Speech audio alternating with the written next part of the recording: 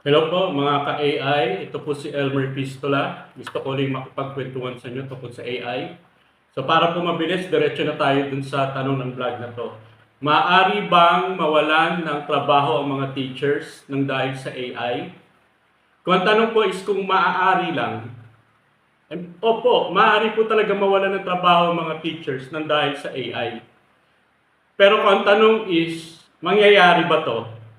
Marami pong factors na kailangan consider para malaman kung pwede po itong mangyari or hindi. So, fortunately, dito po sa setting ng Pilipinas, medyo safe ang mga teachers. Bakit kanyo? Kasi medyo yung adoption natin ng new technologies and yung ICT infrastructure natin dito sa maraming lugar sa Pilipinas, medyo kulang po. So, I think, yung adoption ng AI para palitan yung mga teachers sa mga schools will not be as fast as yung sa mangyayari po sa mga western or more advanced countries, no? Uh, I'm sure na, or hindi naman ako sure, pero I think na 50 years from now, for example, yung mga bata, we will be educating them in a different way na hindi na isama-sama sila siguro sa classroom. Kasi may mga disadvantage po yung may mga disadvantages yung sama-sama sila sa classroom eh. So isipin nyo, hindi naman sila magkakapareho ng talino. Yung iba medyo mabagal makaintindi, yung iba mabilis makaintindi. Pero lahat sila pare-parehong 1 hour lang per subject. So ang ginagawa natin ngayon is one size fits all education para sa lahat na ang feeling ng maraming modern educators hindi tama. Kasi kailangan yung mga medyo mabagal makaintindi ng mga konsepto, dapat medyo mas mahaba yung time nila para i-digest ito. And yung mga mabibilis naman, dapat bigyan sila ng opportunities to explore other topics pag natapos nila yung pinag-aaralan. So ito yung number one reason kung bakit I think pagdating ng tamang panahon and with the right technology, mababago ang education system ng mga schools. No? Ngayon, ito yung reason ko ba't ko nasabing technology-wise, I think talagang mapapalitan yung mga teachers eventually. Okay, paano ba mapapalitan ng AI ang isang trabaho? Well, basically, pag kaya niyang gawin yung trabaho ng tao, tama po. Ito po yung mga tasks na ginagawa ng teachers ngayon na ang tingin ng maraming computer scientists ay kayang-kayang talaga gawin ng AI. Okay? One, creating lesson plans. Kaya ng AI yan. Pinapasulat nga sila ng lesson plans eh. Through ChatGPT, pwedeng gawin to. Giving quizzes. Marami na tayong online platforms na nagbibigay talaga ng quiz sa mga bata. Delivering lessons. Hindi ba po maraming mga videos ngayon nagde-deliver ng lesson. In fact, hindi lang ganoon. Para magawa lang to, all you have to do is i-attach nyo yung, for example, ChatGPT to an avatar or a robot na ngayon, yun ay mag-deliver ng lessons sa mga students na parang teachers sila. Hindi parang nanonood na ng video yung mga bata. Talagang parang nakikinig sila sa teachers. So, pwede po gawin to. And of course, grading students. Kasi pag nakulit na scores, etc., pwede nang grade ng AI yung mga bata. Lahat po to tasks na ginagawa ng teachers ngayon na kayang palitan ng AI. Ngayon, hindi naman lahat ng tasks, for now po kayang palitan agad ng AI kasi kailangan pa rin ng human touch ng teachers eh. Kailangan pa rin yan ng mga estudyante. So for example, yung empathy, tapos yung parang one-on-one mentorship, yung parang big sister or big brother ka estudyante or uncle or auntie, yung ganung relationship. And of course, yung ability to inspire, mahalagang mahalaga yan. Right now, ang best pa rin nagagawa nitong mga bagay na to is are human beings. Sila yung magaling dyan, yung magpapakita ng empathy, yung etc. No? Pero, it doesn't mean na hindi ito makakaya ng AI someday. Right now, may mga fields na po na ito lang ang inaaral. Yung mga emotive speech, tapos um, yung kung paano magpakita ng empathy, empathetic gestures. So yan po, maraming researchers ang nag-aaral niyan. So, eventually, madadali rin to eh. Madadali. Kasi ang katapat lang po nito is isang realistic robot na meron itong mga to, capability na to. And I think baka 10 years away lang to eh. Meron na eh, parang hindi mo na malaman if you're talking to a real person or just a robot. Kaya manood kayo ng mga YouTube videos, makikita nyo maraming robot dyan, mukhang tao na talaga. So, technology-wise, I think, kung hindi man within the next 20 years, eventually, sad to say, mawawala po talaga yung human teachers. Ang papalit po talaga is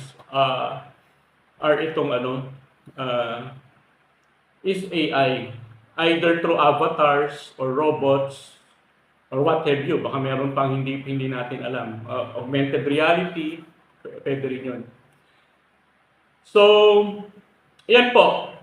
So, ang tingin ko is hindi agad siya mangyayari na mapapalitan yung mga teachers. Pero darating yung time, hindi na talaga kailangan yung teachers eh. Maybe that's 50 years away, so hindi na natin kailangan mag-worry. By that time siguro, retired na yung mga teachers ngayon, di ba po? Okay. Pero I think yung pagpapalit ng teachers, mangyayari yan in stages eh. So, ang unang mangyayari dyan, yung mga hindi magagaling na teachers, sila yung unang papalitan ng AI. Siguro na, di ba, graduate tayo, tas after so many years, naaalala nyo pa rin yung magagaling yung teacher. Eh. Ito yung mga nag-inspire sa inyo nun eh. Ito yung mga iniimbita natin sa mga reunions. So yan yung mga teachers na hindi agad mapapalitan. Kasi alam nila magpakita ng empathy, alam nila mag-mentor, alam nila mag-inspire. Kaya nga natin sila natatandaan kasi kaya nilang gawin yun eh. So ang mga unang mapapalitan po, siguro baka hindi nyo nga maalala kasi hindi na siya kailangan eh. Pero yung mga teachers po na tatayo lang sa harap ng blackboard, magsasalita, hindi kumo-connect sa mga students, they deliver like lessons without even trying to figure out kung na-get siya ng mga students. Yan po yung unang papalitan ng AI. Kasi kung ako yung principal, palitan na lang kita na mag-deliver ng lessons and then I let the other teachers do the inspiring and the mentorship and the showing of, or the empathizing. So, yan po. So, matitira muna yung magagaling. And then, maybe after a long while, tsaka lang unti-unti, babaguhin na yung education system na hindi na kailangan ng teachers. Marami pong modern educators, they think na ang pupuntahan is yung student-centered learning na parang individualized, na sa bahay lang yung estudyante, yung lessons na diniliver sa kanya is customized for him or her only. So kung mahilig siya halimbawa sa science, maybe medyo heavy sa science, etc. So ganun, personalized. So kanya-kanya na para mag-cater talaga to individual students yung education and make them better contributors to society. Okay? So, tulad ng sabi ko, yung AI, sa umpisa, they will just serve as support to good teachers. Pwede sila ipapadelivery ng mga lessons, and then pagbibigay ng quizzes, etc. And then yung good teachers naman, sila yung mag-i-inspire, motivate ng mga students. So ganun mangyayari bago tuloy yung mawala na po itong dahil nagbago yung education system. Pero tulad ng sabi ko, I think medyo safe teachers sa Pilipinas kasi yung adoption natin ng technology is not that fast eh. Tapos yung mga liblib pa ng mga probinsya, internet nga ngayon hindi natin masolve eh. So yung magbigay pa ng AI. So medyo safe. Pero on the other hand, I will still encourage teachers to be aware of this, na hindi sila safe sa trabaho nila, like so many other jobs sa mundo na kayang palitan ng AI. Di ba po? Tulad ng mga drivers. Wala na kasi because yung mga kotse kaya na imaneho yung sarili nila. Di ba po? And sad to say, we are a BPO country. Maraming tasks sa BPO kaya na i-automate din. Hindi ko lang alam yung data, how this is affecting our economy. Pero someday, I think the impact will be felt eh. So, ang solution lang talaga dito is for us to reinvent ourselves to adapt to this new AI economy. So, mag-acquire tayo ng mga skills related to AI and so that we can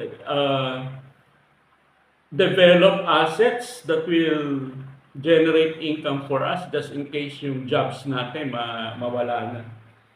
And yun po. So, I think, ang pinakamagandang gagawin ng teachers is one, maging magaling kayo sa pag-i-inspire, pag-empathize, pag-mentor ng mga students. Kasi dyan kayo kailangan eh. Hindi na kayo kailangan doon sa pagbibigay ng quiz. Kaya-kaya na ng AI yan. So, number one, maging magaling kayo sa pag-connect sa students, making sure that they are learning, and making sure that they're having pleasant memories learning with you. Tanong niyo sa sarili niyo, someday ba pag nag-reunion tong mga estudyante ko, iimbitahin ba nila ako? Pag may doubt kayo dyan, then, delikado kayo sa AI. Medyo mag-isip-isip kayo ng kung paano nyo babaguhin na kailangan connect talaga students. Number two, reinvent yourselves with new skills. Kasi po yan yung, kaya maraming mga may PhD sa US na wala pong trabaho ngayon. PhD po yan ha. Minsan nga, neurosurgeon, nakikita ko sa YouTube eh. Kasi po, hindi sila nag-adapt sa technology, hindi sila nag-aral ng mabagong skills, etc. If you can do that, and with the new skills, you can generate assets, or you can create assets that will generate revenues for you, safe ka. Kasi kahit matanggal ka as a teacher, meron kang fallback, sources of income. Tama po? So yan po, very... Hindi siya nananakot ako, pero realistically, hindi lang naman po teachers, halos lahat ng jobs, pag dumating na po yung mga robot na may AI, wala akong maisip na job na hindi nila kayang palitan eh. So, mangyayari sa time na yun is, may mga taong nag-e-excel dun sa fields nila, makakapag-provide sila ng value na hindi agad ma-provide ng AI, yun. These people will thrive. So try to be one of these people. And yun lang, konting warning lang kasi reality po ito, and this is something na kailangan alam hindi lang ng teachers, lahat ng tao. Na someday yung AI, pwede maapektuhan yung jobs nyo. So yun po, maraming salamat po sa pakikinig. Hanggang sa muli po. Thank you po.